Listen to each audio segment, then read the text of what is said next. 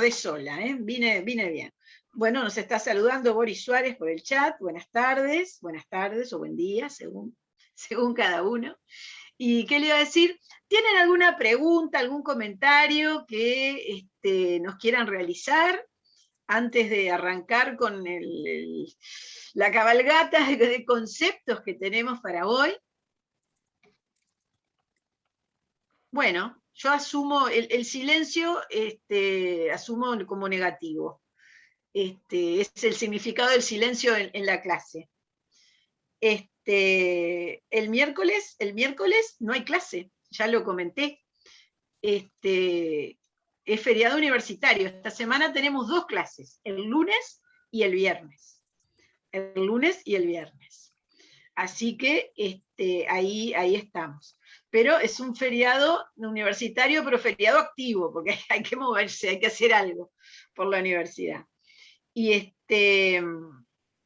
bien, yo tengo una versión 6 del cronograma que tiene claramente lo del lunes y lo del viernes. Ahí esa es porque tuvimos 6 versiones de cronograma en días y vueltas y todo eso. Yo voy contestando las preguntas que me hacen.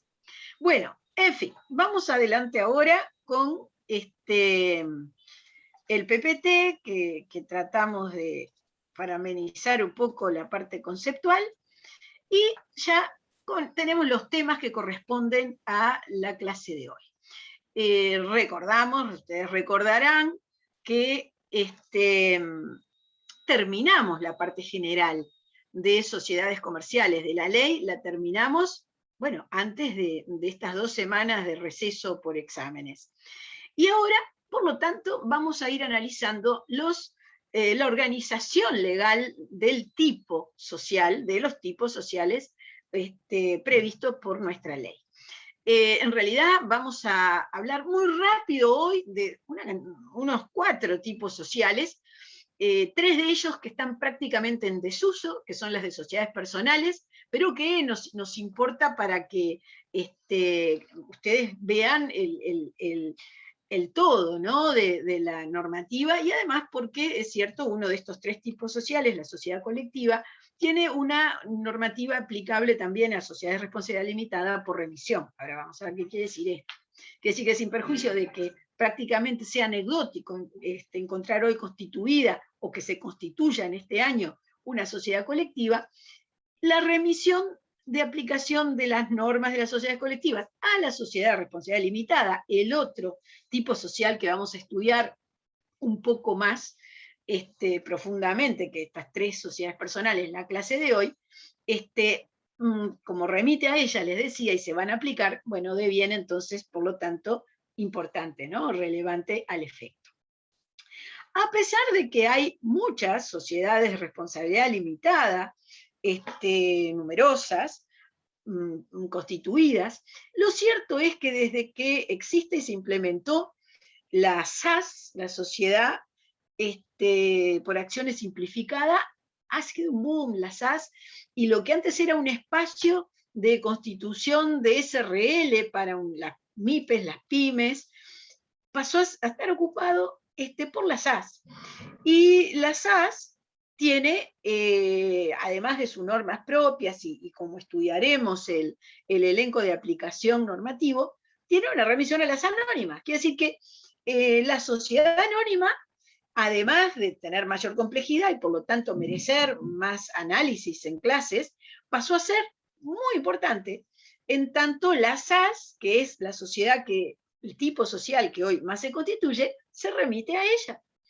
Así que nuestra prioridad en la asignación de tiempos, en estos tiempos escasos, del tema de estudio, pasó a cambiar, obviamente, sobre la base de la dinámica que hoy es el presente, ¿no? Bueno, muy bien. Comencemos entonces sociedades personales y sociedades de responsabilidad limitada. Primero, sociedades personales. Y para introducirnos al tema, recordemos, tengamos presente que hay una clasificación general de sociedades comerciales, una clasificación desde la doctrina, que distingue en dos grandes categorías, vamos a ver luego que hay un tertium genus, pero en dos grandes categorías, las sociedades personales, que son aquellas en las cuales cuya regulación valora y destaca lo que es la decisión del socio como tal, tienen partes sociales, hay un cuadro de comunicación de los patrimonios por responsabilidades solidarias entre por lo menos algunos de los socios y la sociedad comercial, mientras que el concepto de sociedades de capital, implica que hay una sociedad en la cual la valoración individual de quienes la integran, quienes participan de ellas, como accionistas, es el perfil, se basa en el hecho de tener justamente esto, una participación de capital. Tiene, por lo tanto, total desapego a unanimidades y a análisis de personalidad, digamos, para el acceso al elenco de socios, accionistas, ¿no? En el caso. Esos son como dos extremos. Se suele decir que la sociedad anónima es un capital con personería jurídica, se decía antiguamente para distinguir. En fin, son dos grandes extremos respecto de cómo organizar un tipo social, ¿no? Cómo organizarse para la realización de esta organizada de la actividad empresarial, ¿no? Como está en la esencia del concepto sustantivo de sociedad comercial. Entre las sociedades personales de toda la vida, que incluso históricamente ni siquiera tenían en el origen personas jurídicas, eso es una herramienta que se agrega del siglo pasado a estas sociedades. Entre estas sociedades personales y las sociedades de capital, en el siglo XIX aparece la SRL como una sociedad limitando las responsabilidades de los socios, pero a su vez dando cierta jerarquía en la regulación a la condición personal de los socios. Algo que luego la evolución normativa pasó a distinguir según el número de socios. Entonces, según el número de socios, la SRL es más parecida a la sociedad personal, mayor número de socios, más parecida a una sociedad de capital. En definitiva, la SRL queda como una sociedad comercial híbrida. La tendencia en derecho comparado es hacer una reforma de la SRL, venía siendo, mejor dicho, hacer una reforma normativa de la SRL, tratando de que se pareciera más a sociedades de capital. Esto ha sido así en el derecho europeo, pero bueno, ahora con la aparición de las SAS en los distintos derechos societarios, bueno, también este punto se puede reformular y está generando reflexiones al respecto. Bueno, veamos primero entonces las sociedades personales y luego veremos esta tan particular organización híbrida, como se suele llamar, o características mixtas de la SRL. Sociedades personales, entonces, a ver, tres tipos para analizar hoy. Las colectivas, las sociedades en comandita simple y las sociedades comerciales de capital e industria. Comencemos por las sociedades colectivas. Como les decía hace unos minutos, es la normativa madre de las restantes sociedades personales y de varios aspectos de la sociedad responsabilidad limitada.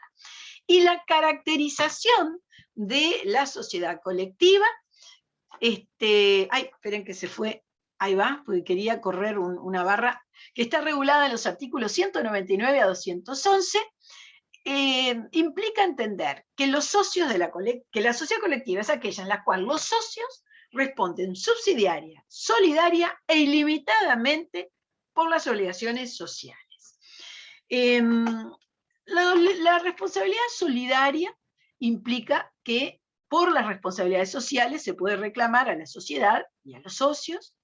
La caracterización como ilimitada de la responsabilidad de los socios implica que el reclamo patrimonial que hagan los acreedores de la sociedad a los socios cuantitativamente no va a tener un límite, es por toda la deuda.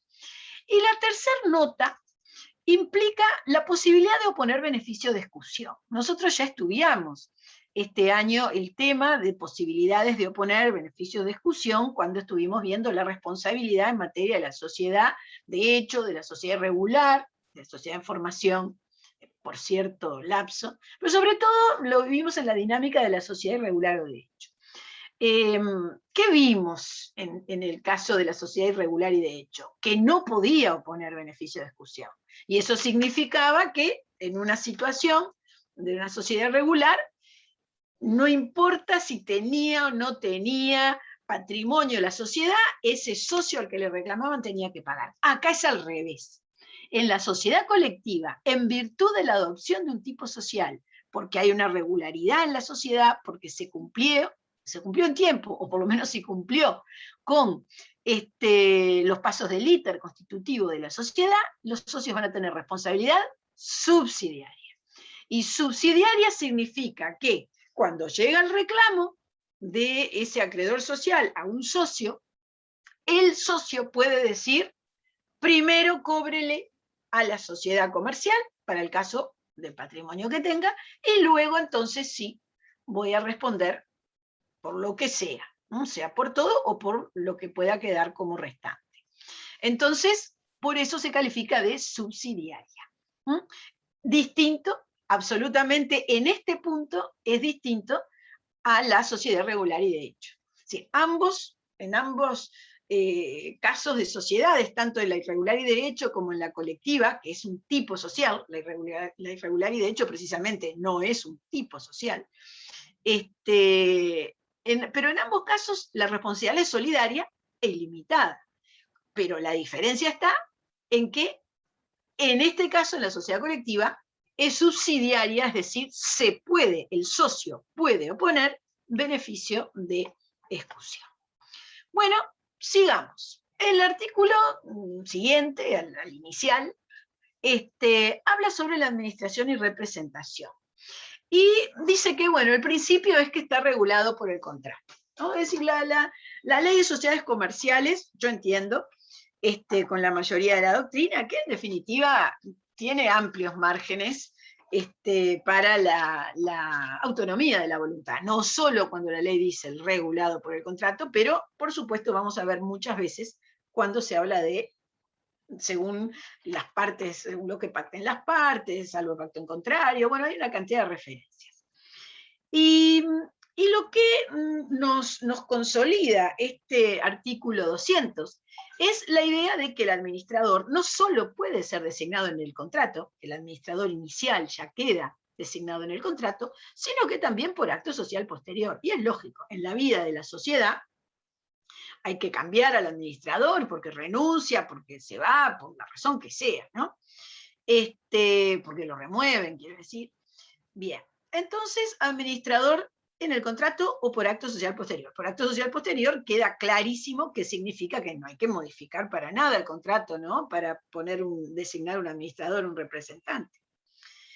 Bien, si no se hubiere acaso establecido este tema en el contrato social, la ley de sociedades comerciales dice, en defecto, la sociedad será administrada y representada por cualquiera de los socios indistintamente. Algo así como dicen en el espectáculo de Show Must Go On. Acá el hecho de que no lo hayan establecido expresamente por la razón que sea, no implica que la sociedad no pueda funcionar. Y vamos a ver también, así como vemos en este caso, la solución del legislador siempre es que siga para adelante la sociedad. No han hecho esto, falta esto otro, pero que esto no haga que la persona jurídica no cumpla en definitiva con el diseño de su creación, ¿no? La realización de esa actividad comercial organizada. Bien, en caso de vacancia o imposibilidad de administrador designado, la mayoría de los socios van a nombrar el sustituto. Es decir, podrá haber en la sociedad elegido un suplente, podrían, eso no se da tanto en las personales, eso es más de las más organizadas, pero bueno, directamente si no la hay, los mismos que designan, lo han designado al primero, al que estaba, los socios,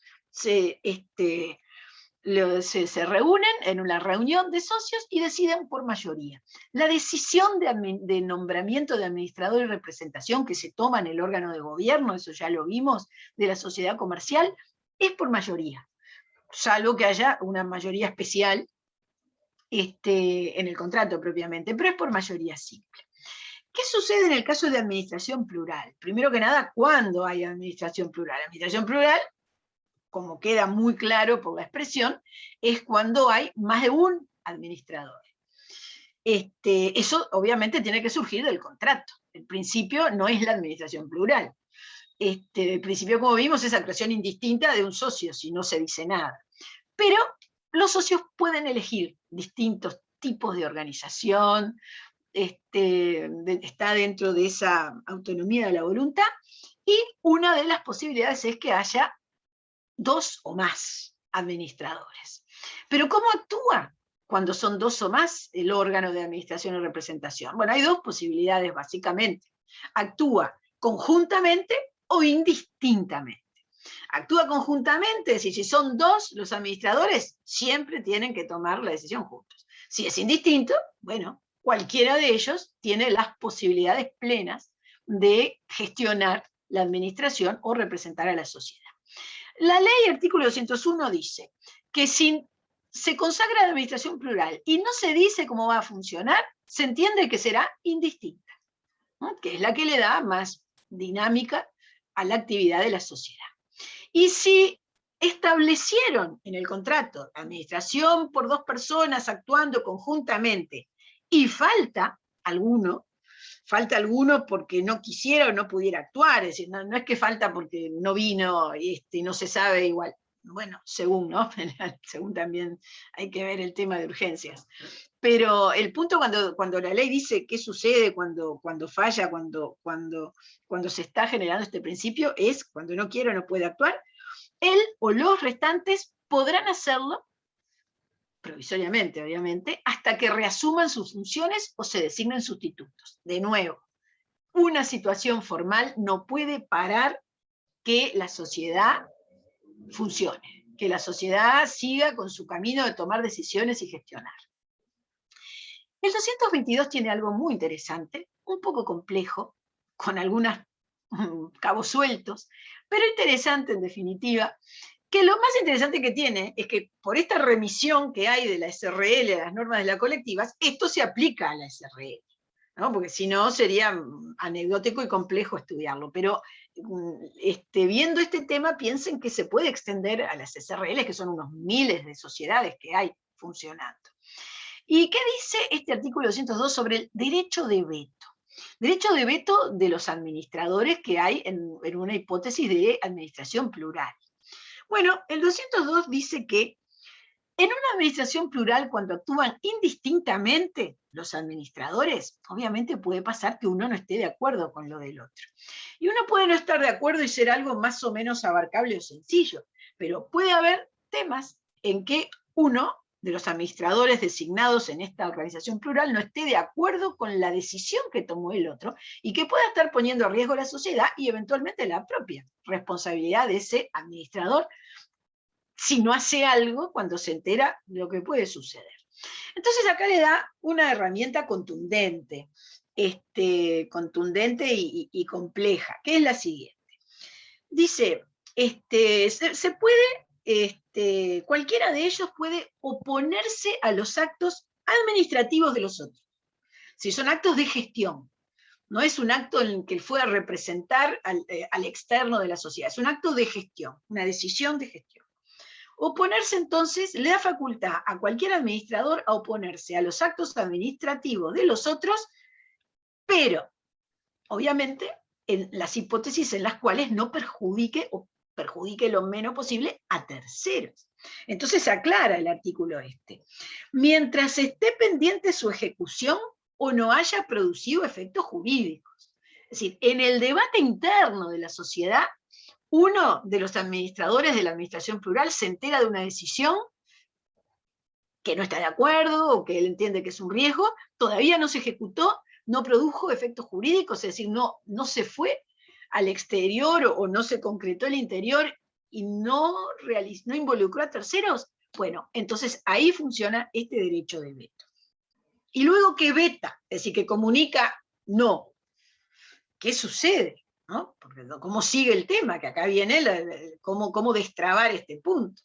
Bueno, obviamente lo explica el artículo 102, y dice, la mayoría de socios resolverá luego sobre la oposición deducida. Es decir, este tema en el cual hay este enfrentamiento entre los administradores que integran esta administración plural, hay que llevarlo a la reunión de socios. Se convoca a los socios o los ponen en conocimiento y la mayoría de socios luego resuelve. ¿Qué va a resolver? ¿Sigue adelante o va a resolver? No, esto no se hace. ¿No? Es decir, resuelve por cada una de las posiciones, sean cual sea. Yo sugerí que podían ser estas, como ejemplo. Muy bien, y agrega este 202 que esta misma posibilidad de veto contra actos administrativos, mientras esté pendiente de su ejecución o no haya producido efectos jurídicos, también la puede tener la mayoría de los socios. Según la sociedad puede ser más complicado que la mayoría de los socios esté enterada de qué sucede en un tipo de decisión interna, ¿no? Pero lo cierto es que este derecho de veto, de paralización del administrador en estos términos, así contundentes, también corresponde a la mayoría de los socios. Bien, el 203 hace referencia a la remoción del administrador por decisión de la mayoría de los socios en cualquier tiempo, sin invocación de causa. Lo cambio porque lo quiero cambiar, salvo pacto en contrario. Alguna vez en algún contrato de sociedad de SRL, yo he visto que dice, el administrador podrá ser removido mediando justa causa. Eso de alguna forma es encerrar un poco a las decisiones, ¿no? Que eventualmente al respecto pueda estar tomando la reunión de socios. Ahora, decisión de mayoría de socios, el principio es sin invocar causa. No hay por qué decir el por qué, en el sentido legal necesario. Pero para que un socio pueda demandar la remoción judicial, cuando está cuestionando la actividad de ese administrador, ahí sí, solamente podrá reclamar judicialmente la remoción del administrador con justa causa. Y bueno, y si lo está pidiendo tiene que explicarlo, ¿no? Es lógico. Y la explicación tiene que ser un mérito de valoración de la propia actividad del administrador, de interés de la sociedad, es decir, de todos los valores involucrados en la gestión. Ahora, si hay un cambio en el contrato, y en un contrato o en una designación posterior de administradores se agrega al escenario de la regulación de la administración en esa sociedad que se necesita justa causa para la remoción, el administrador conserva su cargo hasta la sentencia judicial, salvo que el propio juez decida una separación provisional del cargo, que es una posibilidad, depende obviamente que se solicite expresamente y de la gravedad que se pruebe, ¿no? De lo que se cuestione respecto de ese administrador. Eso es cuando se agrega en un momento posterior esa justa causa para su remoción. El administrador representante que niegue la existencia conserva su cargo hasta la sentencia, en definitiva. Bien, los socios que no estén conformes con la remoción del administrador, cuyo nombramiento hubiere sido condición expresa, sea condición expresa de la constitución de la sociedad, tendrán derecho de receso. Es lógico, porque si es una condición y lo sacan, le están cambiando el escenario a ese socio que podrá elegir si se queda o ejerce la facultad de separación. Eso la verdad que no he visto expresamente en un contrato la inclusión de un contrato en el momento constitutivo de la sociedad, nunca lo he visto, pero bueno, puede pasar. Ahora, es una condición más, ¿no? Es decir, esa condición como otras podría establecer un socio y tener no el efecto de derecho de receso, porque no está en general para las condiciones, pero eso sí, para este efecto, importa que esté presente. Bueno, el artículo 204 hace referencia a la renuncia, y como siempre equilibrando, ¿no? En cualquier tiempo, salvo pacto en contrario, pero si la renuncia es dolosa o intempestiva, responden por los daños y perjuicios. Acá el ejemplo típico para entender esto es el caso de una sociedad comercial en un escenario de actuación en temporada veraniega, y viene el 23 de diciembre y le renuncia el administrador. A ver, esto en un escenario así es intempestivo, ¿no? Entonces puede dar lugar a daños y perjuicios, algo que deberá ser probado, por supuesto, ¿no? Y además tendrá que estar mientras se designe el otro, todo eso, pero bueno, es importante que se vea, que se cargue la responsabilidad también para el ejercicio de este derecho del administrador. ¿Qué sucede cuando se cuestiona a nivel de los socios de la sociedad la actividad profesional de ese administrador? Cuando se entiende que ha incumplido esa medida del deber ser de su actuación. Bueno, tenemos en este caso acción de responsabilidad. Es el principio general que ya estudiamos cuando hablamos en la parte general de la ley de lo que significa administración y representación. Y el artículo 205, el caso concreto, dice que por decisión de la mayoría de los socios, la sociedad puede deducir acción de responsabilidad. El escenario que está regulado en el 205 es la acción societaria de responsabilidad, es decir, la ejercida por la propia sociedad, y establece decisión de mayoría de los socios. Cuando dice mayoría de la ley, se entiende mayoría simple. Muy bien. Veamos ahora qué dice este escenario de la sociedad colectiva, y como ya les digo, mírenlo como algo principista en general, ¿no?, de aplicación, sobre lo que es el ejercicio de derechos del estatuto del socio de la sociedad colectiva, que tiene como nomen iuris, artículo 206, funciones y facultades de los socios. Bueno, ¿cuáles van a ser las funciones? Es raro esto, el concepto de función de los socios, ¿no? Sería roles, bueno, no sé, pero la cosa es que la ley dice funciones.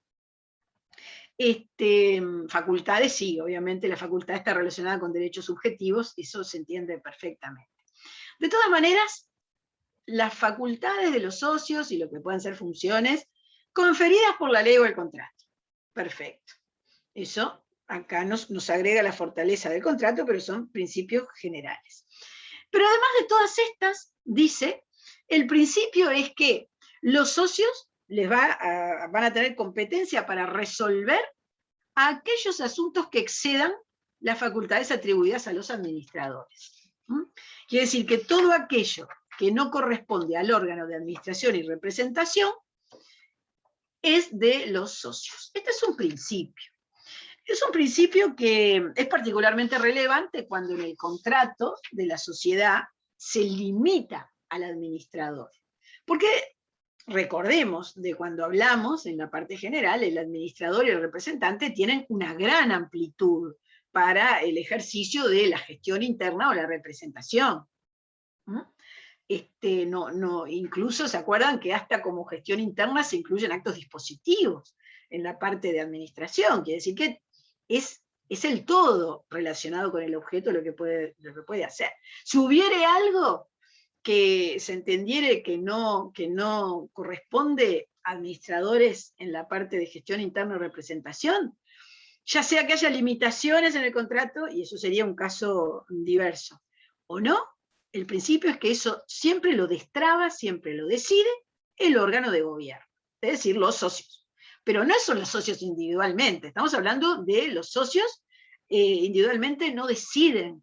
Los socios, estamos hablando, funcionan en un órgano, que es el órgano llamado reunión de socios, en otras sociedades, asamblea de accionistas, pero acá en la colectiva, en la SRL, reunión de socios, ahí es donde toman esa decisión. Y además de este tipo de decisiones, redondeando lo que dice el artículo 206, también le corresponderá a los socios examinar, aprobar o desaprobar los balances de fin de ejercicio y las cuentas de los administradores, así como resolver sobre la distribución de utilidades. Esto es fundamental. Y el principio es que, cerrado el ejercicio civil, que es anual, los administradores deben formular los balances de la sociedad y plantearlos al órgano de gobierno, plantearlos a los socios. Los socios lo van a examinar, van a entender si aprueban o no aprueban, cómo se realizó ese registro técnico, tecnológico, contable de la actividad, y finalmente la actuación del administrador que está relacionado con ello, y finalmente si se distribuyen o no utilidades. Es decir, en caso de que hubiera utilidades, si puede ejercer o no el derecho al dividendo el socio reclamando que le den su parte, o si votaron por mayoría no distribuir para que se autofinancie la sociedad. Esto es una potestad, una facultad específica y única del órgano de gobierno, es decir, de los socios actuando colectivamente. No pueden decidir nada de esto los componentes del órgano de administración y representación en cuanto tales. Obviamente, si son socios sí, pero en el órgano de gobierno, no por el hecho de la gestión que están haciendo, ¿no? Lo que implica también una serie de valoraciones complejas, ¿no? Porque si el administrador es el socio mayoritario, siempre va a estar aprobado, vamos, siempre va a estar aprobado el balance, porque el balance lo firma el administrador y es el que le muestra a los demás socios lo que hizo. Si es el mayoritario, esa sociedad siempre lo va a estar aprobando, esté bien o no, ¿no? Pero esto lo veremos sobre todo, tal vez más claramente, sin duda, más claramente, cuando analicemos sociedades anónimas, ¿no? de esas cuestiones. Bueno, seguimos. ¿Cómo se toman las resoluciones sociales? Principio mayoritario, salvo disposición legal o contractual en contrario. Y la mayoría, en principio, es la mayoría absoluta del capital. Podrá estar las 3/4 partes de los socios en la reunión, pero las decisiones mayoritarias, como principio, constituyen la mayoría absoluta del capital. Es decir, la mitad más uno, la mitad más algo más, referido a el que tiene poder de decisión con el voto, ¿no? Levanto la mano en señal de voto. Y lo interesante también, desde el punto de vista formal, para tener presente en este principio general, es que, reconociendo lo que implica la organización societaria de la sociedad personal, la sociedad personal, la vinculación entre los socios, la proximidad en el trabajo en la sociedad, porque esa es la realidad, al pensar en sociedades colectivas, lo era cuando había, entendiendo que están cerca, baja el nivel de formalidades requeridas para este pronunciamiento orgánico de los socios, y agrega el 207 infine: bastará que la mayoría se recabe por la vía de la consulta escrita, salvo que el contrato exigiera otra cosa. Salvo que el contrato diga, el órgano de gobierno funcionará en asamblea, o funcionará en reuniones que se realizarán de tal forma. Si nada dice, no disminuye en absoluto la cuantificación, en el sentido de cuando hay mayoría, es la absoluta de capital, pero recabar en un documento la firma de estar de acuerdo con algo alcanza, sin necesidad de esa convocatoria de simultaneidad o presencialidad o relativa presencialidad, como sea, para la toma de decisiones. El contrato de sociedad comercial se modifica, y acá está el principio, con unanimidad de los socios. El concepto básico es unanimidad, salvo disposición legal o contractual en contrario. Pero el principio es unanimidad. Y en realidad es unanimidad prácticamente siempre, reitero, no es que no sea posible, acá dice la ley, salvo disposición legal o contractual en contrario, pero para las colectivas no se suele pactar otra cosa, ¿no? Por la propia dimensión. Ya vimos este tema, el artículo 209, ¿se acuerdan cuando hablábamos de la obligación del socio de lealtad con la sociedad? acá está expresamente, nuevamente lo vemos, artículo 209, un socio no puede realizar por cuenta propia y ajena actos en competencia, salvo que lo comunique a la sociedad lo que va a realizar y unánimemente, en forma expresa, los demás socios le digan sí. Podés hacerlo, habiliten que lo realice. Y en caso de que realice esa actividad sin requerir el consentimiento previo, o no obteniéndolo, eso será una causal de exclusión del socio, y la sociedad no solo va a poder reclamar daños y perjuicios, es decir, resarcimiento, sino que además, esto es lo que reitero porque me interesa que tengan presente, que es lo particular sancionatorio, dice la ley, y además podrá reclamar la sociedad el derecho a percibir los beneficios que resulten de aquellos actos. Si son dos cosas, los beneficios que obtuvo ese socio incumplidor y además, bueno, obviamente, el resarcimiento de daños y perjuicios. Bueno, y aquí unos últimos comentarios respecto de este articulado, todos principios generales. En las partes sociales, que es lo que tiene cada socio en las sociedades personales, no se van a representar en títulos negociables, esto no se negocia, esto no hay pacto que lo dé vuelta, no se representan en títulos negociables, está en el contrato. Quien es socio, se prueba la calidad de socio exhibiendo el contrato de la sociedad comercial, no hay otra. En caso de cesión de parte social, el principio es el consentimiento unánime y expreso. Y solamente la ley admite el pacto en contrario cuando aquel a quien le van a ceder la parte es otro socio. Esto es la tutela rigurosa desde la perspectiva de una sociedad personal, de quien, en definitiva, va a entrar como socio. La sociedad va a convivir, porque lo que tiene la sociedad personal es esa relación personal directa en el trabajo, como característica real. El adquirente, quien acceda, quien sea el cesionario en ese negocio de cesión de parte social, va a ser solidariamente responsable con el enajenante por los aportes aún no integrados. ¿Qué quiere decir esto? Que si el cedente, el que se va como socio, no había culminado con los aportes, es decir, hay aportes aún no integrados, se los pueden reclamar no solo el que se va, sino que la sociedad también se lo podrá reclamar a el que vino en su lugar. ¿Por qué? Porque lo dice el artículo 211, inciso 2. Por otra parte, también repartiendo tiempos y responsabilidades, en este caso el artículo 212 dice que en caso de cesión, el cedente va a ser responsable frente a terceros por las deudas contraídas antes de la inscripción registral de la cesión. Es decir, el socio que se va a seguir siendo responsable, en definitiva, porque ahí estaba, hasta que le inscriben esa cesión, porque es ahí donde para terceros ya se va a saber que ya no está.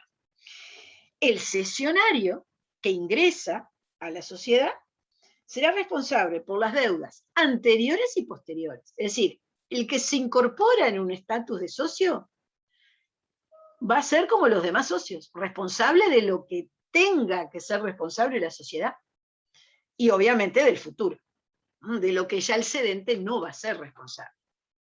Esto es la idea. De modo que, moraleja, señor que quiere ser cesionario, estudie muy bien lo que puede ser el pasivo de esa sociedad y juéguese a ese famoso concepto de pasivo oculto, que no haya pasivos ocultos en la sociedad. Un pasivo oculto, ya lo preparamos para cuando hablemos de negocios de acciones, un pasivo oculto no quiere decir necesariamente que se lo estén escondiendo. Un pasivo oculto puede ser una deuda mal liquidada, una deuda fiscal mal liquidada, un tema de un problema de liquidación de haberes laborales que haya quedado mal hecho y que eso obviamente prescripción no transcurrida mediante se puede reclamar, ¿no? Estos son todos esos llamados pasivos ocultos.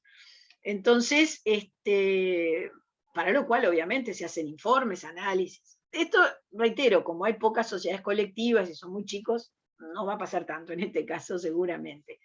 Pero el concepto de pasivos ocultos, que igual la sociedad va a ser responsable, lo vamos a ver más adelante.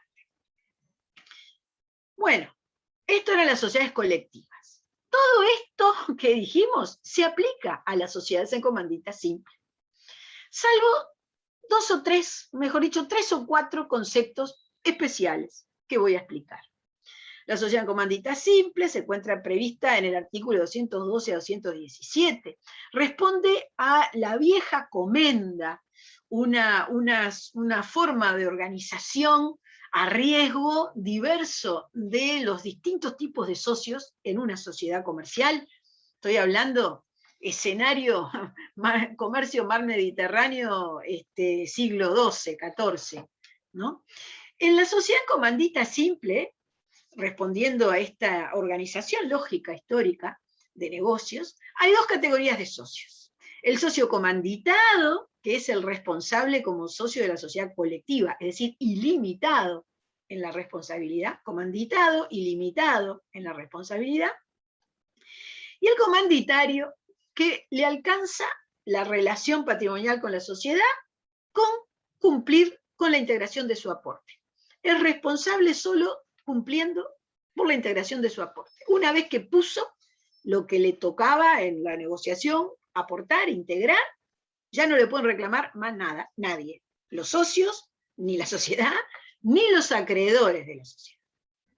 De modo que el comanditado va a ser solidario, ilimitado y subsidiario respecto de los reclamos de acreedores sociales. El comanditario es indiferente. No le pueden reclamar. No le pueden reclamar.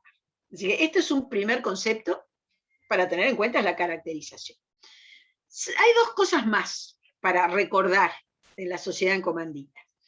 Los socios, como tienen esta diferencia del punto de vista del compromiso patrimonial personal con la sociedad, tienen dos diferencias más. Consecuencia de esto. Por un lado, el nombre del comanditario, el que tiene la limitación, no puede incluirse en la denominación de la sociedad. No puede estar. La forma de componer la denominación social es libre, es el principio general que vimos cuando arrancamos con sociedades, pero el comanditario, ese que no responde con todo su patrimonio, no puede figurar en la denominación. Un punto.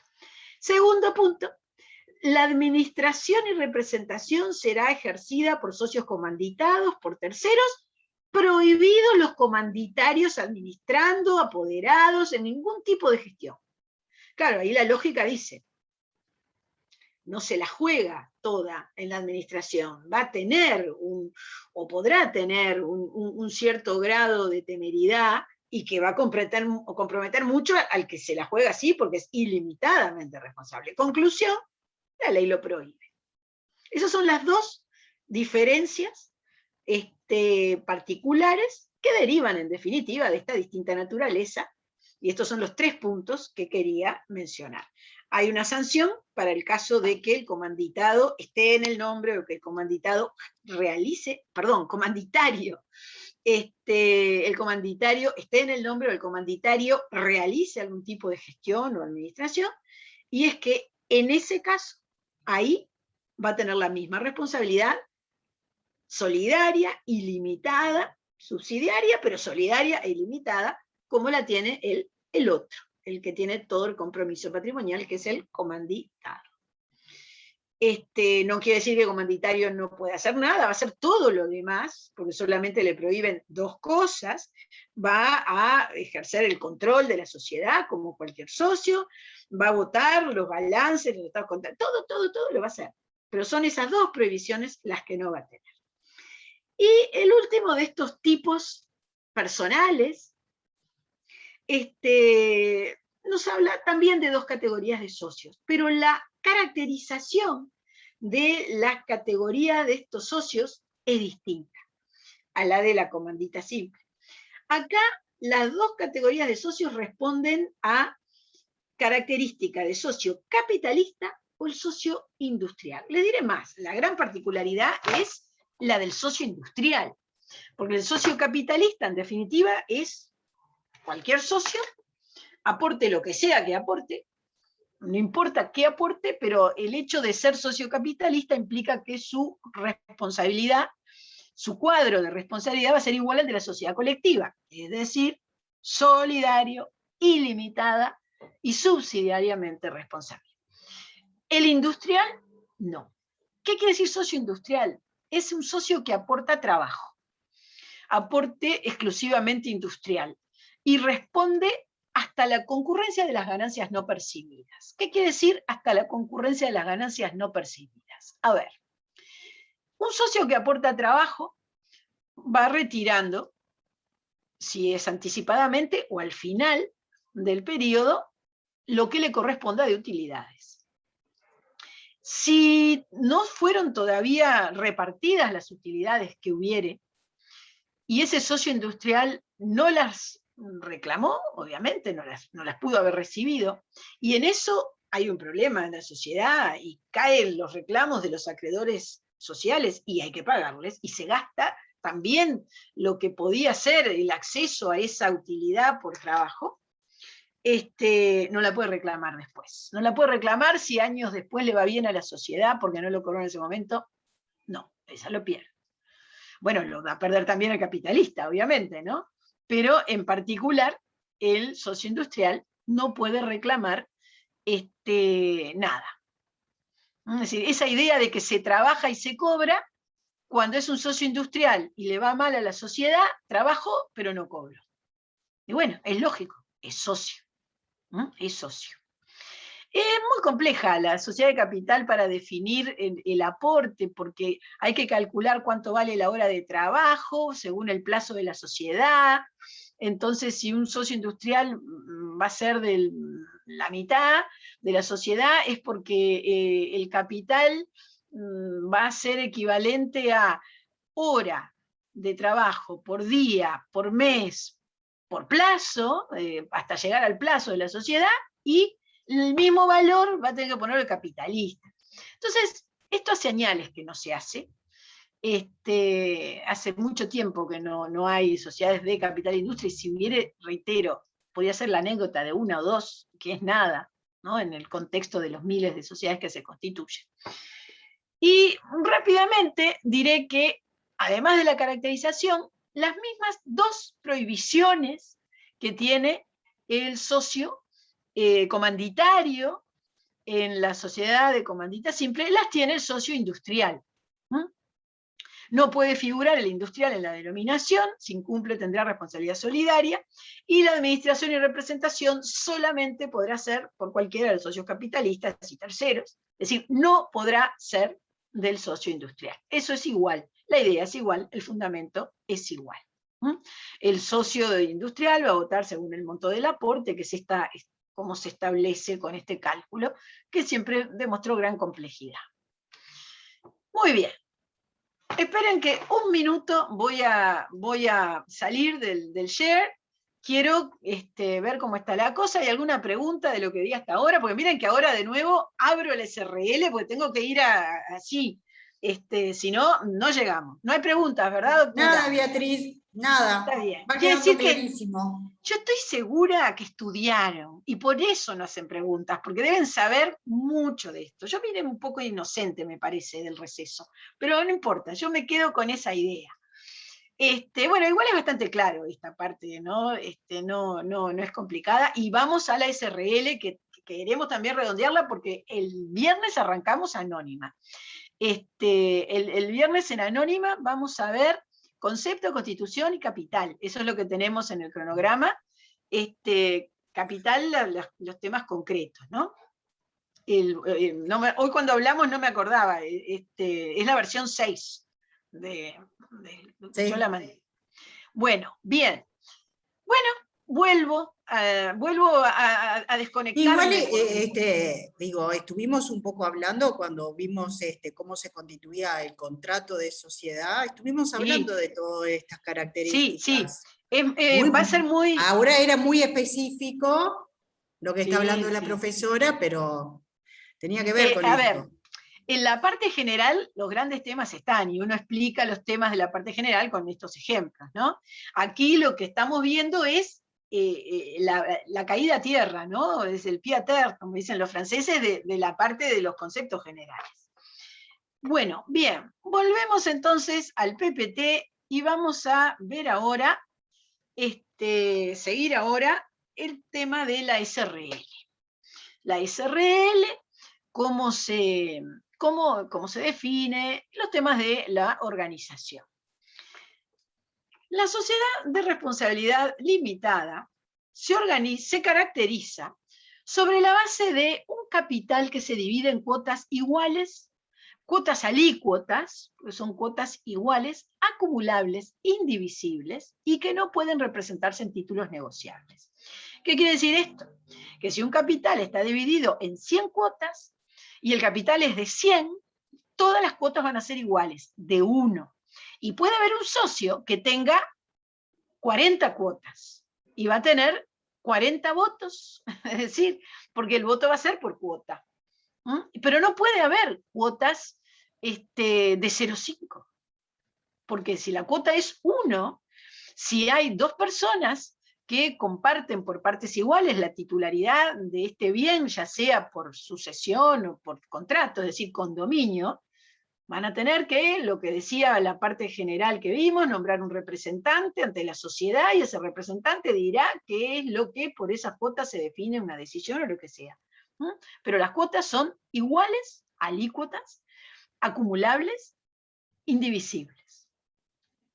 Y bueno, y además no se representan en títulos negociables, es decir, la condición de socio se prueba exhibiendo el contrato con el nombre del socio en el contrato, de donde surge también cuál es el peso de su decisión, es decir, cuántas cuotas le corresponden a cada uno de los socios. Esta es una nota. Segunda nota característica: responsabilidad de los socios se limita a la integración del aporte correspondiente por sus cuotas. Es decir, si en el contrato de sociedad cada socio se obliga a aportar la suma de 10.000 pesos por partes iguales, y son 4 socios, el capital va a ser 10.000 por 4, es decir, 40.000, y la sociedad podrá tener entonces un capital de 40.000 con 40 cuotas de 1.000 pesos cada una. Una vez que los socios pagaron ese dinero, que siendo en efectivo puede demorarse algún plazo de pago, pero cuando lo pagaron, ya no tiene nada que reclamar la sociedad a los socios, patrimonialmente, ¿no? Ya no. Y los acreedores sociales, salvo una diferencia por otra ley de otro tema que ya veremos, tampoco. Tercer punto, caracterización: el número de socios no puede ser superior a 50. Si pasa, veremos que hay que transformar. Pero estas son primero las 3 notas, ahora vamos a ver algún detalle. En primer lugar, el capital se divide en cuotas, no rigen ya los mínimos ni los máximos de hace mucho tiempo, así que un capital puede ser de 1.000 pesos o puede ser de 1.000.000 de pesos. En cualquier caso, no hay ningún límite cuantitativo. Obviamente, el principio general, el capital va a ser en moneda nacional, ¿no? Eso queda claro por lo que vimos ya. Vi que no, acá no tengo separada la caracterización. Entonces voy a explicar ahora lo que quería decir del número de socios no supera los 50.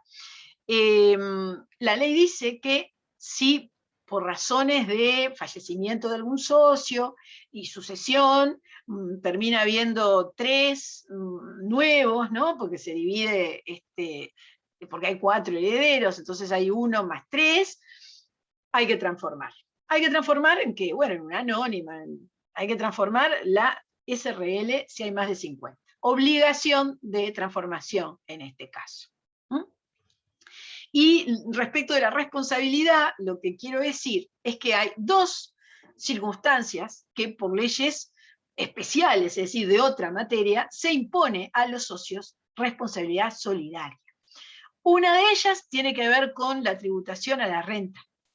en materia comercial, ¿no? La atribución a la renta de industria y comercio, ahí hay una excepción. Y la otra, que además funciona, digo, se la ve, lo establece un decreto ley relacionado con el anterior, relacionado con temas laborales, de proceso laboral anterior, que establece que el socio de la sociedad de responsabilidad limitada será solidariamente responsable con la sociedad por las deudas de naturaleza salarial. Es decir, no son todas las derivadas de la relación del contrato, son las de naturaleza salarial. Y funciona. A ver, funciona, digo, hay a nivel de contratos, perdón, a nivel de juzgados de competencia en lo laboral, algunas veces se llega. Esas son las dos excepciones que no están en la anónima. Bueno, no están tampoco en las personales, ¿no? Pero me refiero respecto de las que tienen limitación de responsabilidad. Bueno, el contrato del SRL es un contrato con las reglas generales, los elementos del artículo 6, y dada su particularidad, también debe incluir número y monto de las cuotas de cada socio. En caso de tratarse de aporte en especie, dice el artículo correspondiente de la ley en este caso, debe estar establecido el valor y los antecedentes de la evaluación. Es decir, cómo fue que llegaron a ese valor que establecieron los socios, y además el régimen de administración y representación y el sistema de fiscalización.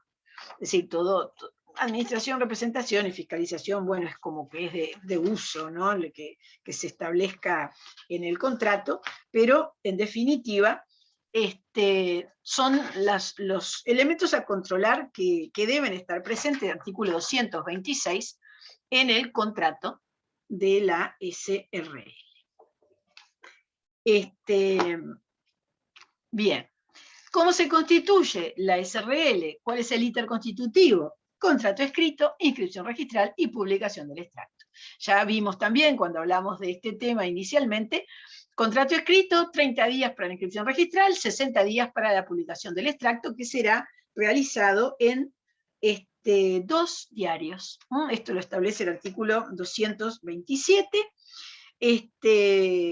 La publicación del extracto contendrá la denominación de la sociedad, el nombre de los socios, el capital, con determinación de las cuotas de cada socio, objeto, plazo, domicilio, bueno, y los datos de la inscripción, ¿no? Es decir, el número de la inscripción en el libro correspondiente.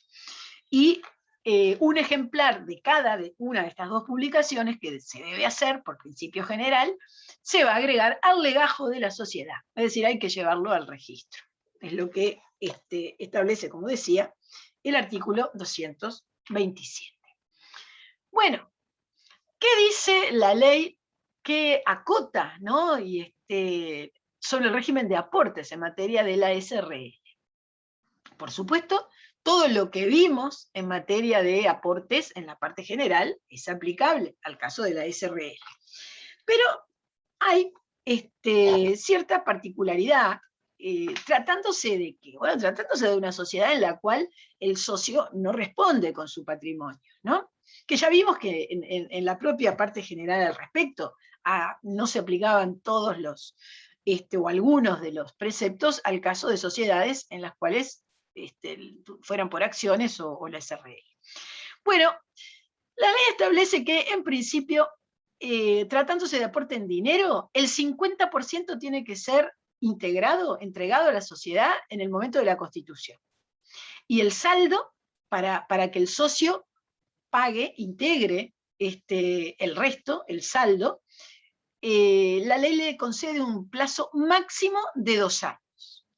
Si en 2 años no cumplió, incumplimiento. Ya estamos en todo el escenario, posibilidad de exclusión y demás. Mientras que si se trata de aportes en especie, aportes cosa, sea corporal o incorporal, se debe concretar la integración toda, no hay pendiente posible, en el momento de celebración del contrato. Después dice, el régimen en este caso, los socios garantizan la integración frente a terceros por 2 años. ¿Qué quiere decir esto? Quiere decir que si hay un reclamo de acreedores y evidentemente, si no se terminó de cumplir la entrega del aporte correspondiente por los socios a la sociedad, hay algo que tiene que ingresar al patrimonio de esa sociedad, que está pendiente de ingresar al patrimonio de la sociedad, bueno, los socios en cuanto a valor están garantizando esa dimensión respecto de lo que pueda estar faltando. Es el artículo 227, que además lo van a garantizar solidariamente, entre sí. Es decir, ¿cuál es la lógica de esto? Y bueno, si yo acepté estar de socio con él y él incumple, es lógico que ese dinero que no entró y que está faltando a la sociedad para cumplir con las obligaciones frente a terceros, bueno, el socio que eligió a ese incumplidor, sin perjuicio de su posibilidad de repetir, obviamente, bueno, pero frente a tercero tendrá que responder. Es así, cuidado los socios que se eligen, moraleja, cuidado con el socio. Garantizarán solamente a los terceros la integración, y no solo esto, así como la efectividad y el valor asignado a los aportes en especie. Es decir, si los socios estuvieron de acuerdo en que ese bien que se aportó valía $10.000 o lo que sea, ¿no? Bueno, y capaz que no valía tanto, y porque en definitiva la sociedad no tiene un patrimonio para responder, más allá de la cifra contractual del capital, que son, ya vimos, caminos distintos. Bueno, en ese caso, durante 2 años, porque la ley dice, en el caso de esa garantía cesará en el plazo de 2 años a partir de que se haga el aporte, durante 2 años se le puede reclamar a cualquier socio por establecer o entender una cifra de esta manera, ¿no? Estas son todas normas que son un poco antiguas en realidad, porque son de la época de la desconfianza de la desconfianza del acreedor, de la desconfianza del mercado frente a las sociedades con limitación de responsabilidad. Digo un poco antiguas porque hoy en definitiva hay otra mirada incluso para aceptar ser acreedor de una sociedad, hay menos conocimiento de quién es quién, y hay más rapidez para conocer situaciones contractuales, ¿no? Pero bueno, lo cierto es que todavía se mantienen en varias legislaciones normas como estas. Lo que, profundizando también 229, y como una muestra de lo que decimos, aquí el artículo 229 habla también de posibilidad de impugnar las evaluaciones, ¿no? Cuando hay estas cifras, en este caso desmedido, que podía ser, interpretando las partes en el contrato, en el primer nivel, cuando hablamos de evaluación del aporte en la parte general, ese primer nivel que es que las partes, es decir, los socios están de acuerdo en cuánto vale algo, bueno, en estos casos se puede hasta impugnar esa evaluación que hicieron los socios. Salvo, bueno, la evaluación no es impugnable si la realizaron peritos, ¿no? Es decir, si no son las partes, pero si son las partes, también permiten eso a nivel societario. Pero esto que estoy contando, lo estoy contando para que ustedes vean el concepto del legislador al respecto. Nunca lo vi que se hiciera, nunca lo vi. Porque es un tema de tiempo, transcurso del tiempo, es más complicado hacerlo que lo que pueden obtener, pero lo cierto es que la filosofía del legislador fue ver ese tipo de garantía y proporcionarla, ¿no? Para la gestión del mercado. Bueno, el artículo 230 tiene otro instituto que tampoco he visto funcionar. No he visto ninguna circunstancia de funcionamiento en el derecho uruguayo. Alguna vez, leyendo derecho argentino, hablaban de circunstancias de algún caso que tuvo lugar, pero muy anecdótico. Son las cuotas suplementarias. Hello, no la escucho más. ¿Qué dice? Capaz que se le colgó la conexión, pero acá estamos bien, ¿eh? Dijo que no se escuchaba, pero sí, nosotros bárbaro. Acá estamos bien, debe ser la conexión suya. Bueno, decía, cuotas suplementarias. ¿Qué es esto? Bueno, esto es una cláusula del contrato, ¿no? Es decir, no hay cuotas suplementarias sin cláusula del contrato. Acá estamos hablando de una cláusula en el contrato. y una cláusula en el contrato que habla de cuotas suplementarias de capital. Es decir, posibilidad de que la sociedad y solo la sociedad exija, ¿no? Porque así lo deciden los socios, es decir, el órgano de gobierno, los socios por mayoría de capital social, exija que en determinado momento de la vida de la sociedad los socios integren más recursos al capital. Los socios estarán obligados a integrarlas una vez que la decisión social haya sido inscripta, es decir, se reúnen los socios, deciden accionar esta sociedad, perdón, estas cuotas suplementarias previstas en el contrato social, y eso determina que todos los socios tengan que poner de nuevo recursos para la sociedad que van a integrar el aporte. Deberán ser proporcionales al número de cuotas de cada socio, ¿no? Es decir, no va a distorsionar las mayorías existentes, es decir, la proporción de cuotas que tengan los distintos socios, y va a implicar qué cosa en definitiva. Que bueno, que ante una cierta necesidad de recursos de la sociedad, aparece esta posibilidad. ¿Por qué esto no se incluye? No se incluye porque en realidad, yo qué sé, yo está bien, es la luna de miel de los socios cuando arranca la sociedad, ¿no? Que todos se sonríen y dicen, bueno, dale, ponelo, sí, qué lindo. Pero aún así, poner que en cualquier momento todos me van a decir pongamos dinero de nuevo, y si la sociedad no va bien, y la opción preferida es no, o si no está bien un socio y no puede cumplir en ese momento con la obligación, ¿vale realmente la pena firmar algo así? Digo, yo no lo firmaría. Estando en un contexto de sociedad, no lo firmaría, y en definitiva, si la sociedad tiene un problema y hay una pérdida, será un reintegro de capital, y si se quiere salvar a la sociedad, se hará, es decir, pero una decisión más libre, no esta de mayoría de socios levantando la mano, hay que poner lo establecido cuando éramos todos felices y constituimos la sociedad. Pero bueno, la cosa es que hay que explicarlo porque está en la regulación de la SRL. Luego viene un tema que tiene una complejidad, lo voy a dar bien concretamente, los que sean escribanos lo van a estudiar con detalle en la técnica notarial. ¿Cómo se ceden cuotas en la SRL? Acá, en el régimen de la cesión de cuotas, que son el artículo 231 y siguientes, especialmente el 232 con su particularidad, ahí vemos ese carácter híbrido del legislador, de que según el número de socios va a ser distinto, según quien sea la persona que ingrese puede ser distinto.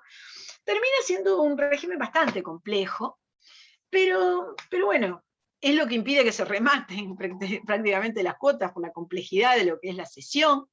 Veamos lo que se establece al respecto. Bueno, el 231 habla de la cesión de cuotas entre socios, y esto no puede merecer mayor problema. ¿Por qué? Y bueno, porque los socios se conocen, es la relación personal, en una forma societaria que usualmente es también para los socios todos trabajan. Entonces dice el artículo 231, la cesión de las cuotas entre socios será libre. En principio es libre. Salvo dos cosas. Salvo que el contrato lo limite, ¿no? Salvo las limitaciones que los propios socios originalmente hayan puesto, o cuando varíe el régimen legal de mayorías, en cuyo caso ya no es libre y hay que ir al artículo 232. ¿Qué significa varíe el régimen legal de mayorías? Y es que cuando cambia ahora vamos a ver que hay formas de decidir de tomar determinadas decisiones según el número de socios que tenga la SRL. Hasta 5, 6 o más, y después el mayor número, que va a ser como las anónimas. Entonces, reitero, esto ya lo vamos simplemente a mirar dentro de unos minutos. Entonces, cuando una sociedad SRL, que tenía 6 socios, va a haber una cesión de cuotas y uno se va y le cede a otro socio y vas a tener 5, cambia el régimen de las mayorías, porque de mayoritario pasa a ser unánime. Entonces ahí el legislador dice, bueno, en estos casos piénsenlo más. En estos casos tiene que venir todo el mecanismo del artículo 232. Esa es la idea, algo muy complejo, algo muy complejo. Seguimos. Esta es la más compleja de todas. Cesión de cuotas a terceros. Bueno, cuando se trata de una sociedad de 5 o menos socios, solamente puede haber una sustitución de un socio por otra persona ajena a la sociedad cuando hay unanimidad aceptando al que viene. Si no, no. Cuando hay 6 o más socios, es decir, más de 5, acá la ley dice, se puede realizar siempre y cuando haya un acuerdo de socios que representa el 75% del capital de la sociedad. Obviamente no se computa el capital del socio cedente. Es decir, sacando a ese capital, a esa representación de lo que se va a ceder, tiene que haber mano levantada del 75%. Y acá lo que empieza a regular para el caso la ley es la posibilidad de oposiciones de los socios a esa persona que va a ingresar como socio, en lugar de otro que se va, es decir, la sustitución de posición de socio. Y acá lo que, en definitiva, establece el artículo 232, que esto yo lo voy a explicar, pero por más que lo explique, hasta que no lo lean, no lo terminan de entender. Lo que la ley va a posibilitar acá es que haya un ejercicio de tanteo, de derecho de tanteo, como se llama, de derecho de preferencia de socios y de sociedad. Explico. Cuando un socio de una SRL le va a ceder a alguien de fuera, tiene que comunicar a la sociedad las condiciones de contratación, es decir, a quién y por cuánto. Es este negocio que han establecido. La cesión de cuotas es un precio, no tiene que ver con el valor del socio cuantitativamente que se va a tener relación con el valor de la sociedad, pero no necesariamente. El precio refleja el interés que tiene alguien por vender, o el interés que tiene alguien por comprar, o un equilibrio entre los dos, ¿no? Pero el precio es la fijación de un valor desprendido o no necesariamente relacionado con el valor de la parte del que se va. Pero bueno, se comunica. Y ahí es que los socios que se quedan en la sociedad evalúan primero si quieren que entre esa persona. Si no quieren que entre, es decir, si no se llega al porcentaje, se abre un plazo, lo establece acá la ley, formulada alguna oposición, el socio podrá presentarse al juez del domicilio social que con audiencia, bueno, si hay o no justa causa de oposición, ¿no? Se presenta ante el juez y dicen, ¿hay o no justa causa de oposición? Habiendo justa causa de oposición, es decir, el juez, bueno, ahí hay que analizar cómo funciona esto. Pero, inciso 4, autorizada judicialmente la cesión, eso es lo que quería explicar, hay un plazo de 10 días desde notificados para que los demás socios digan, compramos nosotros. No queremos que venga ese tercero, pero no te vamos a dejar atrapado acá, tu socio que te quiere decir. Nosotros compramos la parte. 10 días. Si ninguno de estos socios lo va a adquirir, que en ese caso sería además a prorrata, si son más de uno, bueno, todo el sistema de mayor ecuanimidad. Luego también hay un plazo, otro plazo, después de ese de 10 días, si ninguno ejerce el derecho de preferencia, hay otro plazo de 10 días para que la propia sociedad adquiera. Sería la sociedad adquiriendo cuotas propias, que es algo bien extraño, pero bueno, lo permite la ley y punto, cuando tenga utilidades o si resuelve reducir el capital. Es decir, no compra y paga el precio que se le ocurra con el dinero y saca un préstamo. No, señor. Tiene que ser habiendo utilidades o reduciendo el capital. Obviamente se parte de la base de que qué es lo que se va a pagar en el ejercicio de este derecho de preferencia. En principio, el precio establecido en ese contrato, en ese proyecto de contrato que se exhibe a la sociedad. De modo que bueno, el punto es, ¿qué pasa si transcurren los 2 plazos y nadie ejerce el derecho de preferencia? Bueno, ahí tiene que poder realizar el negocio el socio, ¿no? Porque en definitiva no se trata de paralizar toda posibilidad de que se vaya, es que tanto no estaban en contra cuando evidentemente no hay esfuerzos para adquirir. Lo otro que prevé la ley, ¿se acuerdan que dije que el socio que se quiere ir presenta ese proyecto de cesión, el documento, diciendo a quién le va a ceder y por cuánto, es decir, cuál es el precio? Bueno, por un lado, entonces se plantea este derecho de tanteo con preferencias posibles. Por otro lado, la ley establece que se puede impugnar el precio, porque de repente, para hacer algo maquiavélico y que le terminen pagando a otro socio una cantidad de dinero, pone un precio muy alto, ¿no? Y eso, bueno, hay que contemplarlo para equilibrar intereses, ¿no? Y derechos. Entonces, hay una posibilidad de impugnación del precio. Entonces, primero tiene que haber alguien que ejerza el derecho de preferencia, que diga, yo voy a adquirir. Y el que ejerza el derecho de preferencia, podrá impugnar el precio de las cuotas al momento de ejercer la opción, dice el artículo. Este es el derecho de preferencia, estaba acá, a impugnación del precio. Podrá impugnar el precio. ¿Y cómo se canaliza la impugnación? Designando un perito. Una pericia judicial, se designa un perito. Entonces, ¿qué pasa? Y además tiene que ofrecer, a su vez, un precio, ese que dice, yo impugno el precio, ofrezco tanto. Pongamos que el precio proyectado es 500. Pongamos que el precio que ofrece el que ejerció el derecho de preferencia es 300. Se nombra un perito. Entonces, ese valor fijado será obligatorio, el valor 500, si tenemos 500 y 300, en este ámbito es el asunto, ¿no? Bueno, si el perito fija 600 como valor de la parte, el negocio queda en 500. ¿Por qué? Y bueno, porque el que se iba ya había declarado que 500 le venía bien como precio, ¿no? Quiere decir que se hace por 500. Y si el perito viene y dice que el valor de esa parte es 200, acuérdense que yo dije que el que impugnaba dijo esto vale 300. Y viene el perito y el perito dice, no, esto vale 200. El negocio se va a hacer por 300, porque el que quería comprar lo hacía valer 300, quiere decir que ese va a ser. Lo que fije el perito entre 300 y 500, ese es un valor obligatorio, porque es ese valor de llegada. ¿Comprendido? Léanlo de nuevo, porque esto es típico para leerlo y entenderlo por cuenta de uno, ¿no? Bien. Seguimos entonces.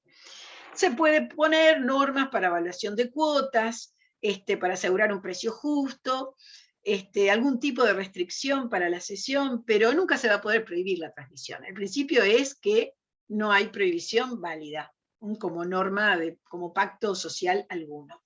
¿Y qué se puede poner como evaluación de cuotas? Y bueno, se puede establecer algún referente que estén de acuerdo los socios como forma de definir los valores. Eso tampoco lo he visto en ningún contrato de sociedades de responsabilidad limitada. He visto acuerdos en cómo se fijan, muchas veces son referencias de sociedades análogas, en el sentido de que cuando hay un negocio te dicen, bueno, el último que hubo en alguien, en un operador, en un competidor, valió tanto. Bueno, pero ellos tenían más o menos activos, yo qué sé, así.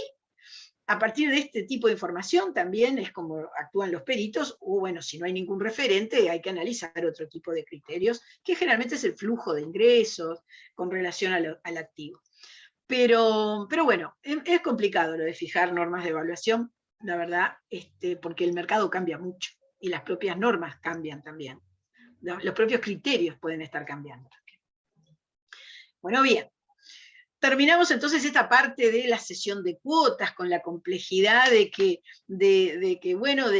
tratemos de que estén todos conformes con el que entre, por el tipo de sociedad que hay, y tampoco dejar al socio ahí clavado en la sociedad, si se quiere ir, bueno, estos temas varios. Pasemos a otro tema. Artículo 235 de la Ley de Sociedades Comerciales habla sobre las situaciones de estas que son causales de rescisión parcial de la sociedad. ¿Se acuerdan que lo vimos el tema anteriormente? Bueno, acá viene el principio opuesto en materia de escenarios de rescisión por muerte o incapacidad de socio. Y dice así, artículo 235, numeral 1. Inciso 1. La sociedad no se rescindirá parcialmente en caso de muerte o incapacidad de socio. Y después agrega, la transferencia de las cuotas por causa de muerte se regirá por el artículo 232, es decir, todo este complejo, salvo que se haya previsto el pacto de continuación. Y eso sí, lo tienen casi todos los contratos, por no decir todos los contratos de sociedad de responsabilidad limitada que he visto y creo que se constituyen en este país. La excepción sería no tener pacto de continuación, porque someter un seguimiento a los herederos a este complejo caso de cesión a terceros del 232 que viene, que informa y que los valores, y cómo hacerlo al caso, se imaginan que es algo que va a extenuar la capacidad de la sociedad. De modo que es muy común que se establezca pacto de continuación con herederos o cónyuge. Y miren que la ley, cuando habla de herederos o de pacto de continuación, dice sucesores, perdón, yo puse herederos, o sucesores, o cónyuge del socio fallecido. Aquí estos temas suelen a veces plantear algún problema respecto de proporciones. Acá se superpone con el tema sucesiones.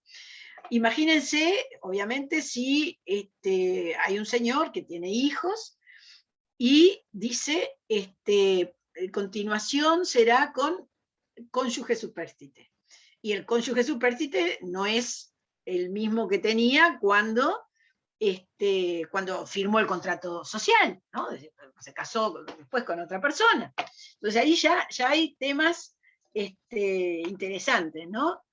Pero bueno, hay que ver el caso concreto, porque todo depende del acervo sucesorio. Entonces teorizar acá nos llevaría a hacer un planteo más de sucesiones que de societario, pero lo que sí quiero decir es que visualicen que esto puede llegar a algún tipo de complejidad, en lo que sean valores o en lo que sea este tema de continuación, de los hechos, ¿no?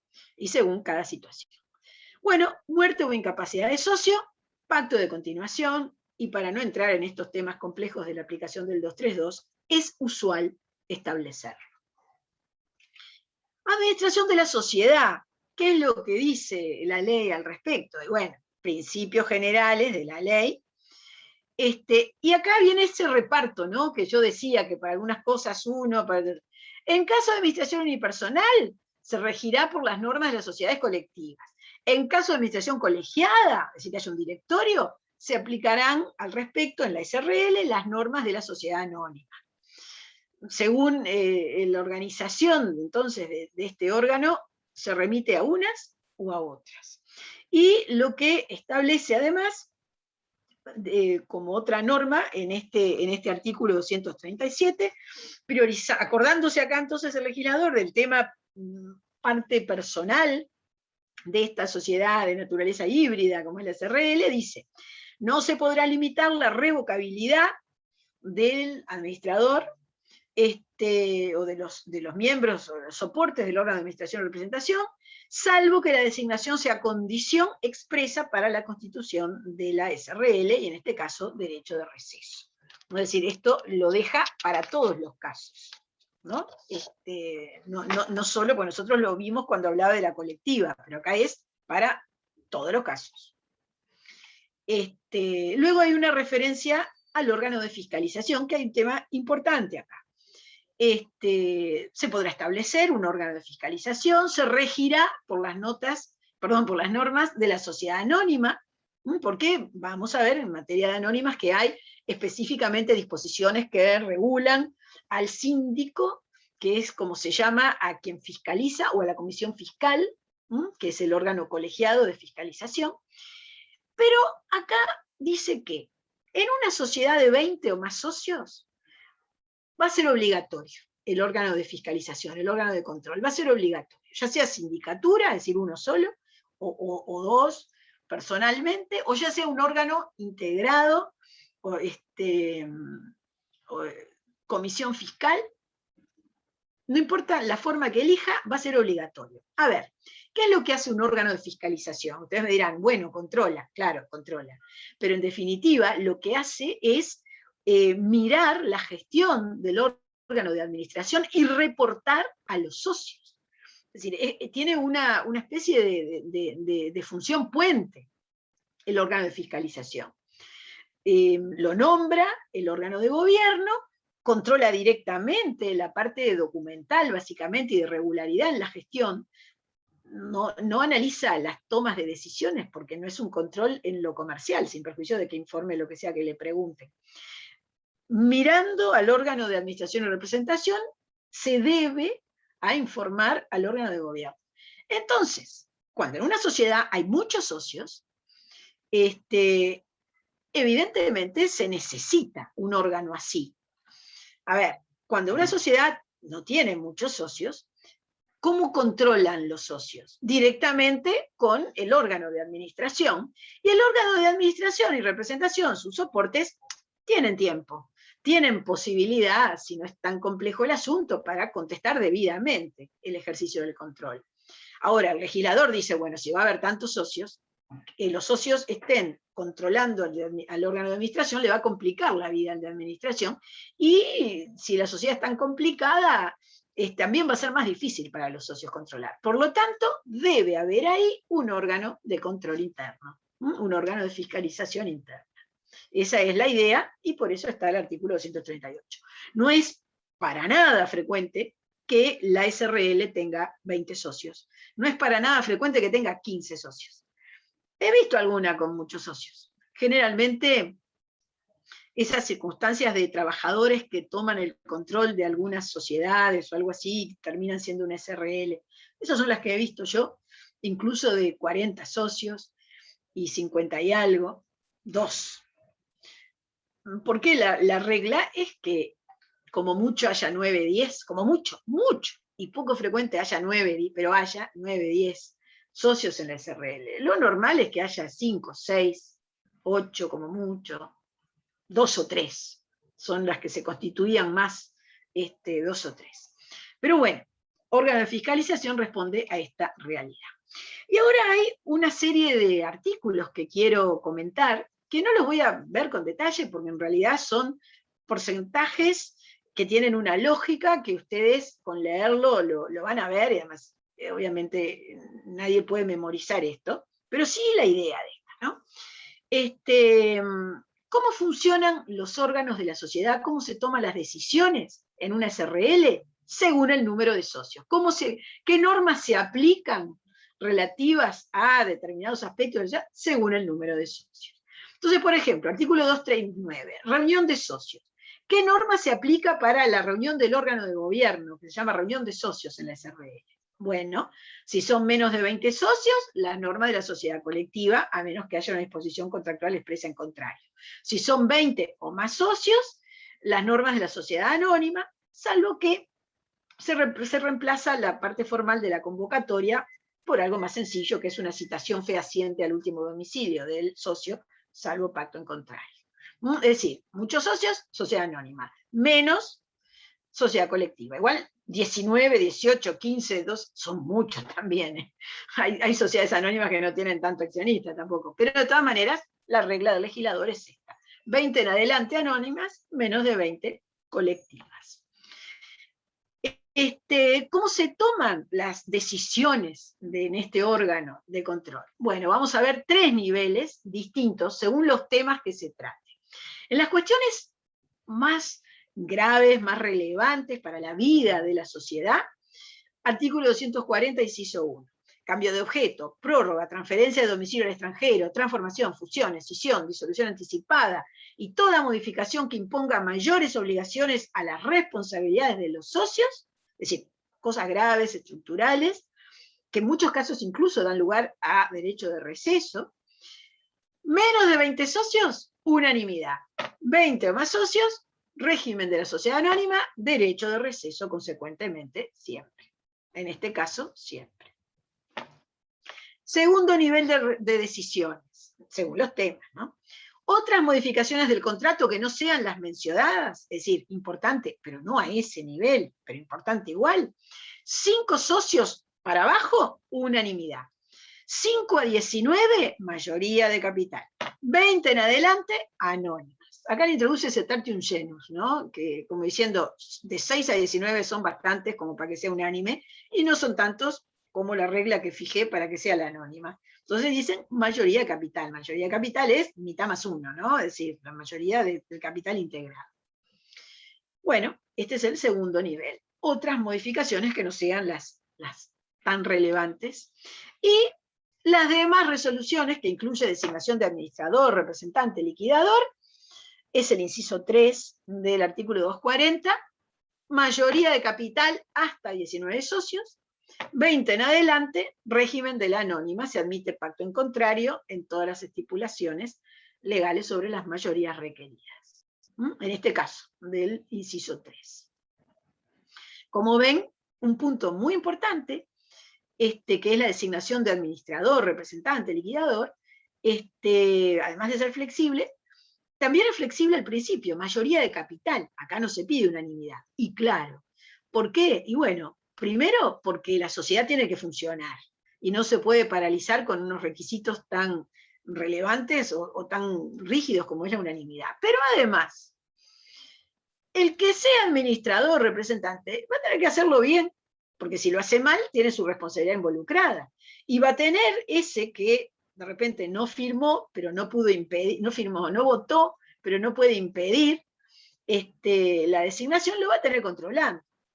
Así que el hecho de que tenga esa decisión de administrador esté dentro de la mayoría de capital, que es la opción más flexible, que la de más de unanimidad, no hay un perjuicio para la sociedad en este sentido, por lo menos no es directo, y si lo hay, va a estar involucrado esa persona respecto de su mala gestión, o su gestión no de acuerdo a derecho. Régimen de voto, ya vimos, ya comenté cuando empezamos, cada cuota da derecho a un voto, una cuota un voto, el que tiene 40 cuotas tiene 40 votos. Y los socios con interés contrario a la sociedad, artículo 241, se rigen por las limitaciones de orden personal previstas para los accionistas de las sociedades anónimas, que lo vamos a ver, y es que no pueden votar cuando tienen un interés personal contrario al interés de la sociedad. Esta es una de las pocas normas, son cinco momentos de la ley de sociedades comerciales que hacen referencia a este criterio, interés contrario a la sociedad. Interés de la sociedad, interés contrario a la sociedad, que es un muy interesante aporte, entiendo yo, de la ley de sociedades comerciales al derecho societario nacional, ¿no? Que desprende el interés individual de lo que es un interés corporativo, que habrá que ver, está en la discusión, cuál es el interés social, ¿no? ¿Cuál es el interés de la sociedad? Si directamente tiene que reflejar a todos los socios o no, pero la cosa es que le reconoce una mirada identitaria a la propia sociedad como tal.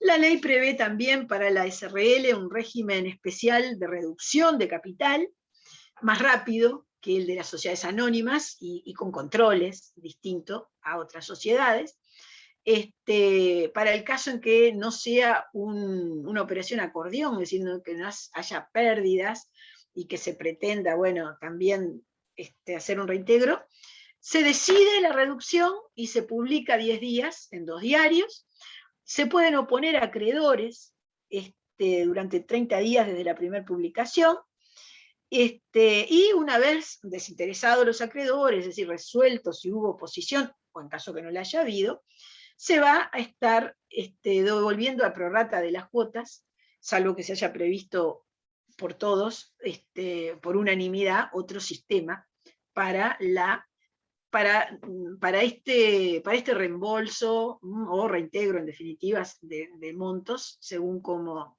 se considere. Esto lo vamos a entender mucho más cuando veamos, cuando tengamos más gimnasia, digamos, en el tema operaciones de capital. Que igual aviso, para el tema de operaciones de reducción y aumento de capital, dado los tiempos que tenemos, no voy a hacer hincapié en detalles. Acá vamos a manejar a lo grande el concepto de aumento y reducción real versus nominal, y un poco cómo se debe decidir y manejar, digamos, ese análisis, porque es algo que tiene otra mirada de especialización, en definitiva, en la aplicación profesional, y bueno, se hace con un contador al lado, ¿no? Es decir, a ver, es un tema de abogados también, por supuesto, es un tema de escribanos para explicarlo y para entenderlo también, pero la verdad que es en conjunto con el contador cuando se formula esto, ¿no? De modo que no vamos a estar expertos en esto. Es una decisión estratégica del curso. Bien. Finalmente, y termino así medio justo, pero termino, con el cometido de la clase de hoy, el régimen legal supletorio de la SRL es lo que venía diciendo hoy cuando comencé el tema, sobre todo para explicar que de lo que vimos hoy hay ciertas sociedades que casi no se constituyen de verdad. En los últimos años creo que todas las personales colectivas, algunos años han sido 5, algún año como mucho ha sido 8, estamos hablando frente a miles y miles de sociedades anónimas, SRLs y ahora SAS, que se constituyen, ¿no? Pero bueno, para esas miles de SRL que hay, el régimen legal supletorio es el de las sociedades colectivas, que fue el que estudiamos, con todas estas operaciones. Esto lo dice el artículo 243, que termina en definitiva, termina el articulado correspondiente a SRL. Y nos deja en el umbral de la sociedad anónima. En el umbral de la sociedad anónima, que es lo que veremos el próximo viernes.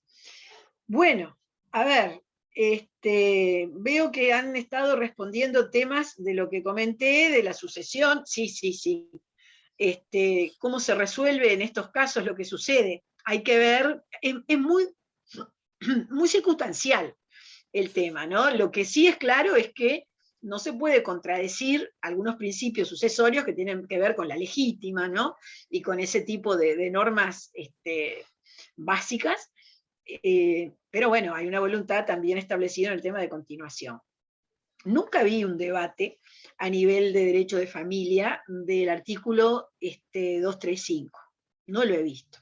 He visto sí problemas en el momento que lo aprovechan herederos también para tironear, yo quiero esto, quiero otro, y como para poder estar todos de acuerdo, que según lo que quiere cada uno, ¿no? Prácticamente en el momento de la partición, por decirlo así. Pero lo cierto es que hay una realidad, que es que el hecho de continuación, y sobre todo cuando no siguen todos, tiene que verse también a la luz de normas sucesorias. Hay muchos desarrollos en el derecho societario que implican analizar temas de sucesión. También, ya no solo en esto, estoy hablando ya en general, cuando se está hablando de lo que es la sociedad de familia, la planificación respecto de los temas de sindicación de acciones, el famoso pacto de socios respecto de cómo va a continuar una sociedad a medida que la familia puede crecer y que vienen nueras y yernos, y entonces va a haber ciertos testamentos, ciertos reglamentos de funcionamiento de la sociedad, ciertos pactos de sindicación de acciones, y además un pacto general donde se establezcan determinadas normas en común. Bueno, estas cosas las comentaremos cuando ya veamos sociedad anónima también, porque ahí van a ver los instrumentos, ¿no? que en definitiva operan en estos casos. Bueno, bien.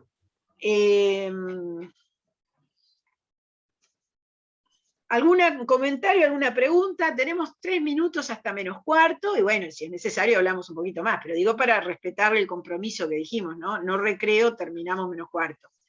salvo emergencia de falta de tiempo. Pero hago el esfuerzo, mire que hablé. Yo sé que hablé una cantidad y de corrido, pero bueno, es el momento de plantearlo. Lo ideal es que ustedes, aunque no estudien, por lo menos tengan idea del tema en este mundo de tanta clase seguida y tan rápido. Porque si no es muy difícil que sirva la clase. Da la ventaja de que queda la grabación. Pero de todas maneras, no pueden ustedes dedicar el doble de tiempo clase, grabación y siempre clase, grabación. Es decir, uno tiene que saber aprovechar el tiempo de clase. Y la única forma de aprovechar el tiempo de clase, bueno, la única no, pero una muy sólida es teniendo ya conceptos de qué se va a hablar en la clase. La otra es prestando atención, eso es obvio, ¿no? Pero aún prestando atención, sin esa base, no siempre se puede. Bueno, veo que no hay preguntas. ¿Algún comentario, doctora? Yo tampoco, y esto en realidad no me parece tan complicado. No es tan complicado este tema, ¿no? Lo de hoy, en realidad, más allá de mi chiste de la ingenuidad de creer, yo creo que perfectamente pueden haber entendido y en todo caso después estudiando liman algún tema. Bueno, bien, entonces, Gracias. ¿Cómo? Gracias por la clase. Ah, bueno, yo iba a decir quiero hablar un rato más, pero veo que me despide. Bueno, está bien, no, mentira. Está bien, Carrato, muy amable de su parte. Los saludamos todos entonces. Chau, doctora. Hasta el viernes, que pasen lindo. Empezamos con Sociedades Anónimas.